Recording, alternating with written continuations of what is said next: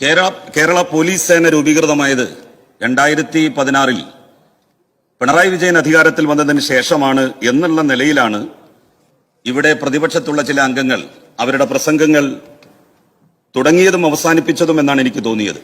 എനിക്ക് ആദ്യമേ ഒരു അഭ്യർത്ഥനയുള്ളത്, ഈ ചർച്ചകൾക്ക് അവസാനം ബഹുമാന്യനായിട്ടുള്ള മുഖ്യമന്ത്രി മറുപടി പറയാൻ എഴുന്നേൽക്കുമ്പോൾ ബഹിഷ്കരിച്ച് പോകാതിരിക്കാൻ പ്രതിപക്ഷാംഗങ്ങൾ പ്രത്യേകം ശ്രദ്ധിക്കണം എന്നുള്ള അഭ്യർത്ഥനയാണ്.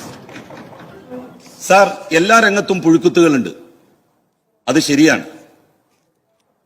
ഉദ്യോഗസ്ഥ മേഖലയിൽ, പോലീസ് മേഖലയിൽ, രാഷ്ട്രീയ പാർട്ടികളുടെ നേതൃത്വത്തിൽ എല്ലാം ഒരു കുട്ടിയുടെ ജനിക്കാനുള്ള അവകാശത്തെ നിഷേധിച്ച് ഭ്രൂണത്തിൽ തന്നെ ആ കുട്ടിയെ കൊന്നുകളഞ്ഞു എന്ന ആരോപണം നേരിടുന്ന രാഹുൽ മാങ്കൂട്ടത്തെ പോലെയാണോ എല്ലാ യൂത്ത് കോൺഗ്രസുകാരും, എല്ലാ കോൺഗ്രസുകാരും?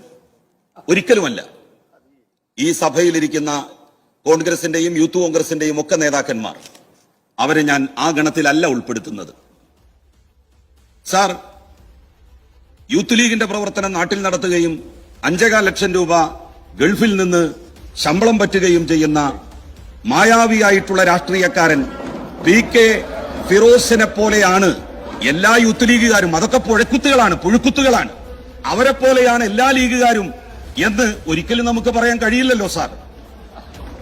എന്റെ സുഹൃത്ത് N ശംസുദ്ദീൻ അങ്ങനെയുള്ള ആളല്ല.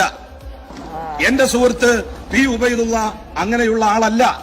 അവരങ്ങനെയാണ് എന്നല്ല ഞാൻ പറഞ്ഞത്.